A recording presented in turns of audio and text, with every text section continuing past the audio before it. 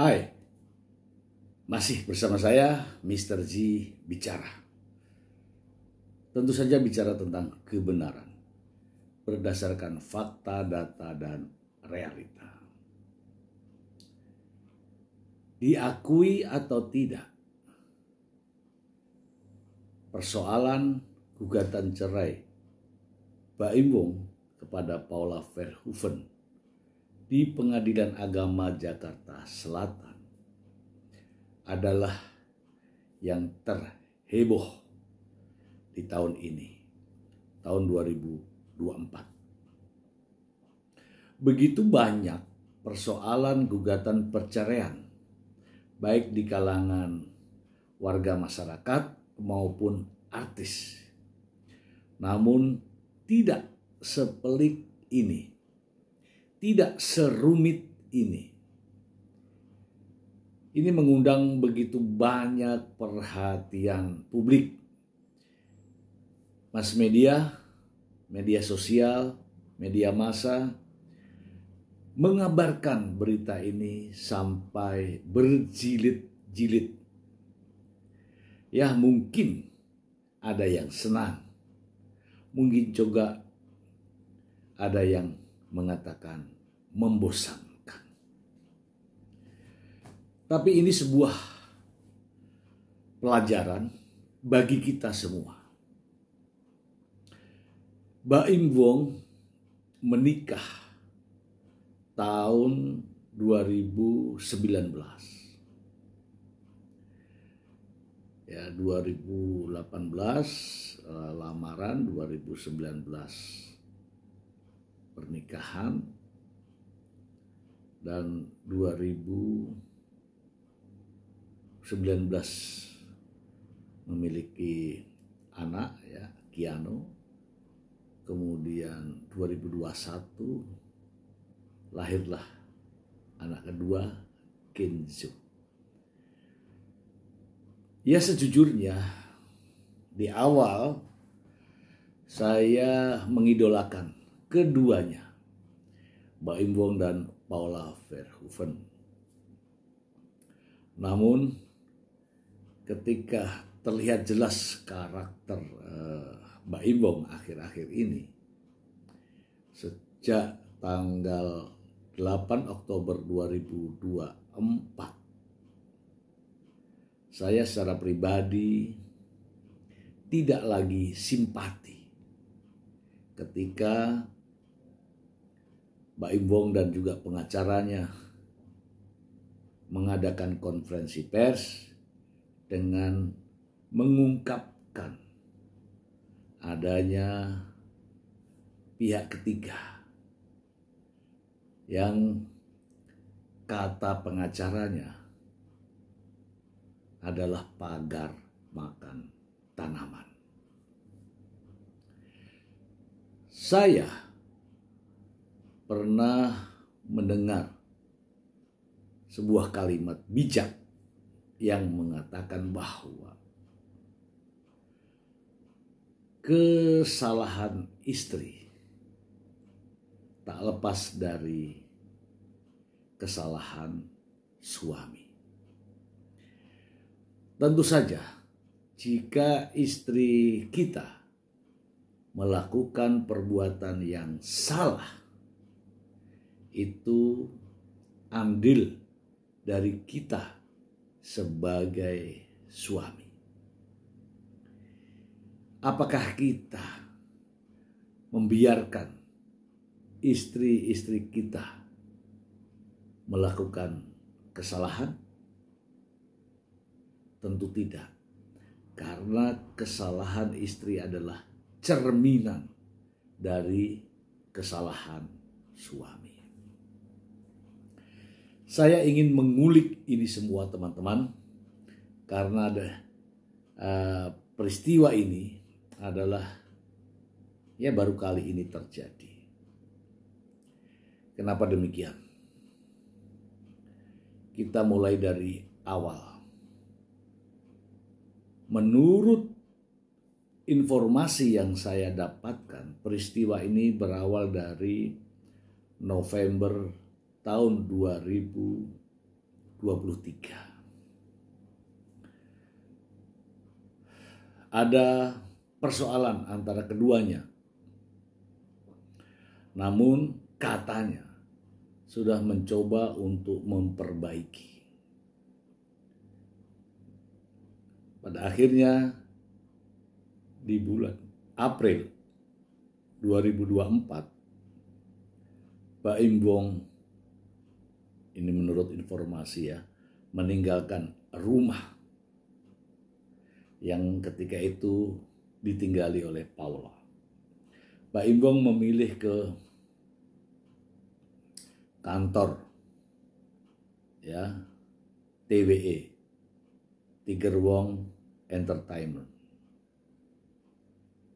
Sementara Paula tetap berada di rumah alamat di mana dia tinggal.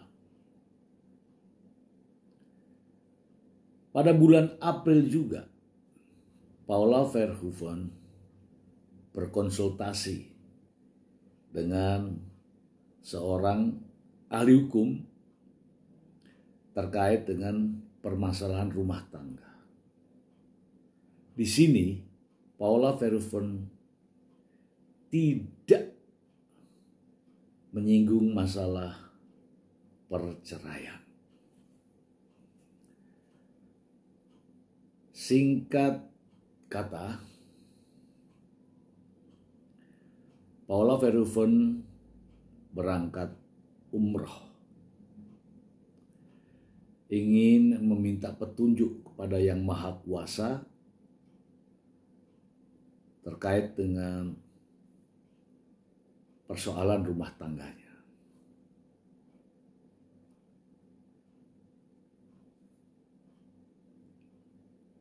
Kepergian umroh Paula Verhoeven menimbulkan berita-berita yang tidak sedap di dalam negeri. Karena Baim Wong dengan anaknya beraktivitas, sehingga menimbulkan banyak pertanyaan dari kalangan media. Mengapa tidak bersama Paula? Singkat kata, pada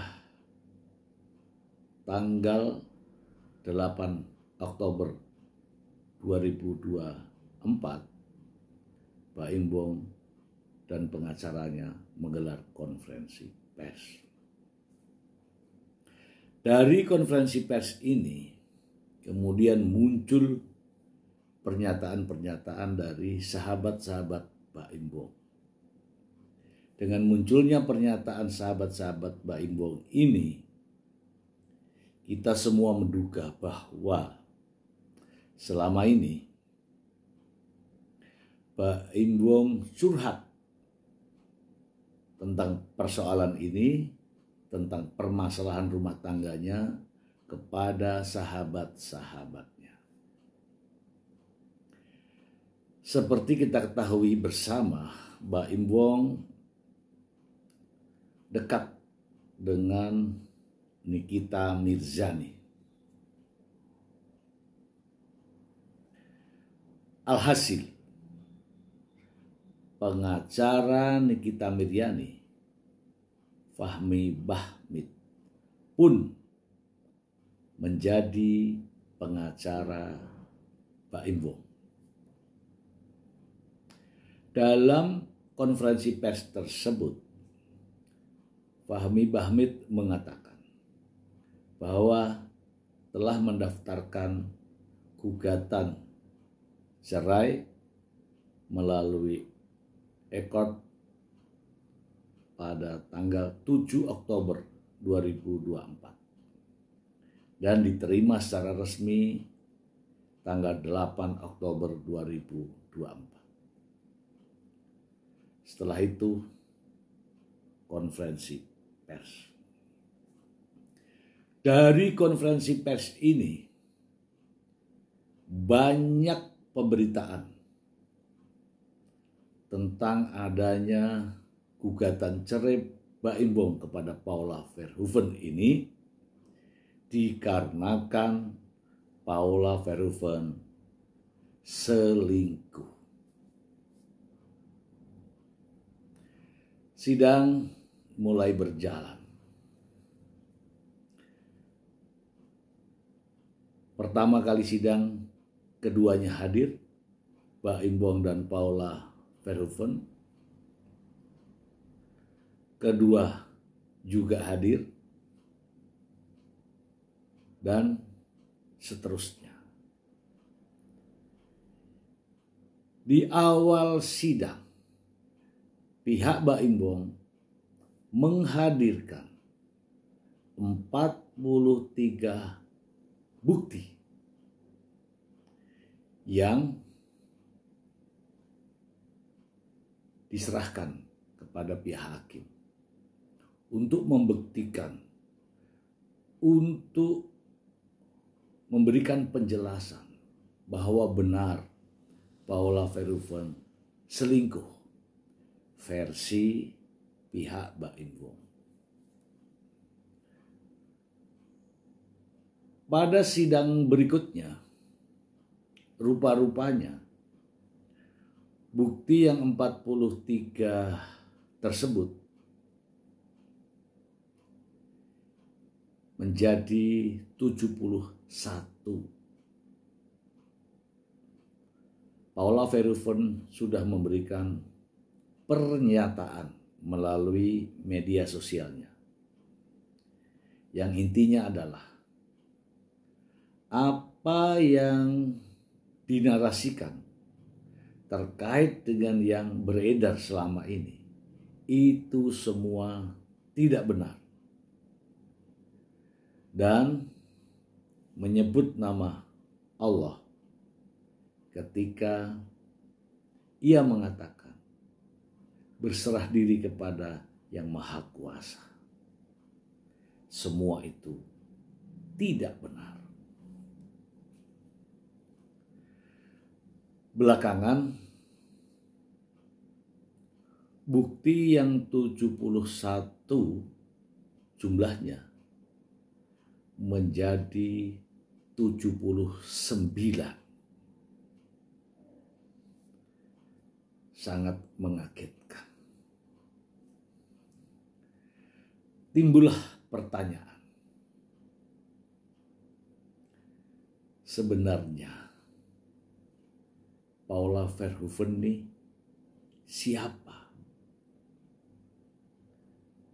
Apa hubungannya dengan Baim Bong? Mungkin semua orang tahu bahwa Paula Verhoeven adalah istri Baim Bong. Nah, muncul pertanyaan berikutnya. Kalau benar istri Baim Bong, mengapa Baim Bong menghadirkan begitu banyak bukti? Muncul pertanyaan lagi. Apa sebenarnya tujuan dari Baim Bong? Dalam gugatan di Pengadilan Agama Jakarta Selatan, sebagaimana yang disampaikan oleh pengacara Baim Bong, Fahmi Bahmid, mengatakan, dalam gugatan tersebut, Baim Bong menggugat cerai dan menuntut hak asuh anak. Timbul pertanyaan lagi, begitu sulitkah menggugat Paula Verhoeven bercerai? Begitu sulitkah menuntut hak asuh anak?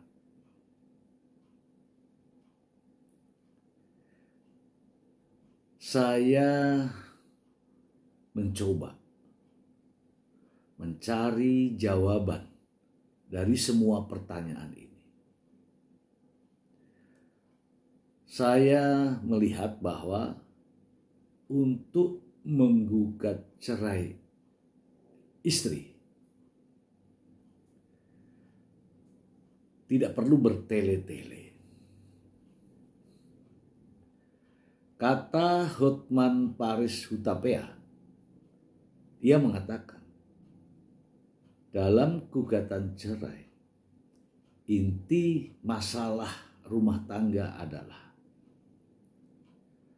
terjadi percekcokan yang secara terus-menerus. Terjadi perselisihan secara terus-menerus. Tidak adanya keharmonisan dalam rumah tangga. Tidak ada kecocokan dalam rumah tangga. Pastilah gugatan cerai akan dikabulkan. Masalahnya adalah selain gugatan cerai, Baim Wong juga menuntut hak asuh anak.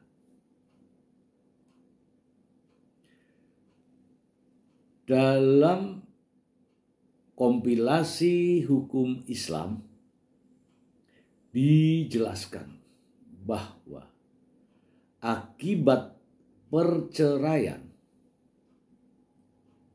terkait dengan hak asuh anak yang masih berusia di bawah 12 tahun, artinya belum mumajid, belum bisa menentukan mana yang baik, mana yang buruk, maka anak diserahkan kepada ibunya.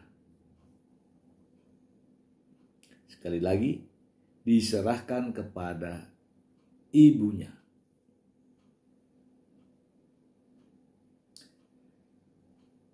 Anak Baim Wong dan Paula Verhoeven, yaitu Keanu dan Kenzo,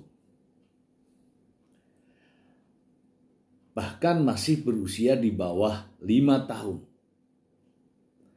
Kalau menurut kompilasi hukum Islam, maka jelas anak ini harus diasuh oleh ibunya. Dan saya yakin pengacara Baim Wong, Fahmi Bahmid, dan juga Baim Wong tahu ini, paham ini. Makanya muncullah tudingan adanya perselingkuhan. Tudingan perselingkuhan harapannya adalah untuk membatalkan atas hak asuh anak yang sebagaimana aturan dari kompilasi hukum Islam jatuh kepada ibunya. Agar tidak jatuh kepada ibunya, maka harus ada masalah. Harus jelek Paula Verhoeven. Harus buruk perilaku Paula Verhoeven. Harus cacat perilaku Paula Verhoeven. Itu intinya. Makanya muncul tudingan adanya perselingkuhan yang dilakukan oleh Paula Verhoeven dengan seseorang yang berinisial N, yang tak lain adalah sahabat teman dekat, mitra dari Baim Wong sendiri. Dia adalah Niko Surya. Kenapa Niko Surya? Kenapa bukan orang lain? Ya, mungkin saja Niko Suryalah yang mudah untuk ditaklukkan. Pertanyaannya, apakah semudah itu untuk meyakinkan hakim? Pertanyaannya, apakah semudah itu hakim mempercayai skenario ini? Bukti yang dihadirkan kini menjadi 79, yang semula 43. Dengan kuantitas bukti ini, apakah Majelis Hakim di Pengadilan Agama Jakarta Selatan mampu meyakini bukti 79 ini? Saya berpendapat bahwa dengan begitu banyaknya bukti yang dihadirkan oleh pihak Baim Wong, ini membuktikan bahwa adanya keraguan.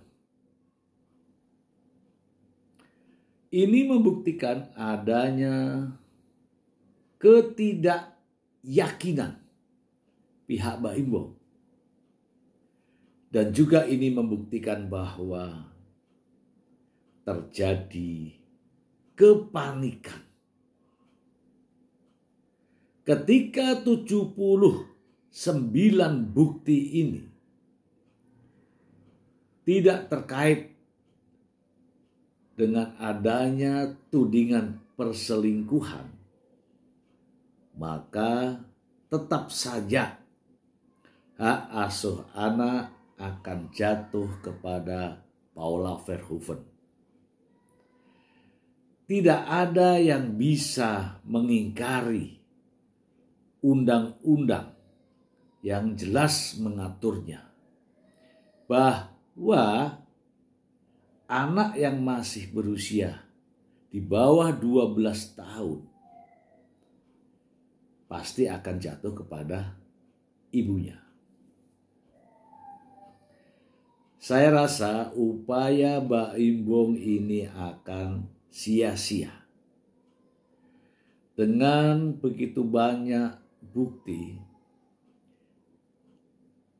tidak akan memberikan jaminan bahwa Paula Verhoeven selingkuh. Kata pengacara